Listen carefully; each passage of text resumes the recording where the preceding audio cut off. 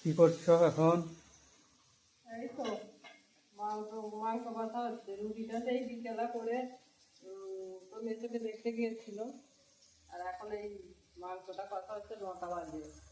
তাই ওবেলা ম্যারিনেট করে রেখে গিয়েছিলাম ফ্রিজে।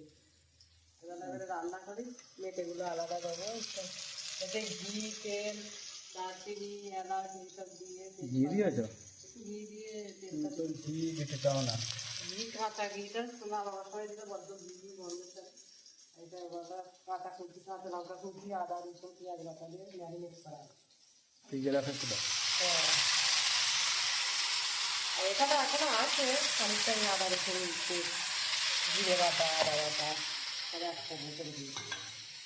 পেস্টটা আগে এটা কষে দিই, তারপরে এটা দেবে। মেখে মেয়েকে তো ভাই খেতে ভালোবাসে, এটা আলাদা করে দিতে হবে, আর এটা করার সঙ্গে হয়ে যায়।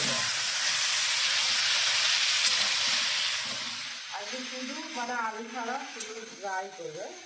ভাই রুটি দিয়ে খাবো, একটু হালকা গ্রেভি রাখতে হবে। রেডি করতে করতে যে জলটা বেরোবে সেইটা তেলে সেদ্ধ হবে। ঠিক আছে। নুন দিয়ে দেবো, নুন দিয়ে ভর ভর করে জল দিয়ে দেবো। ঠিক আছে।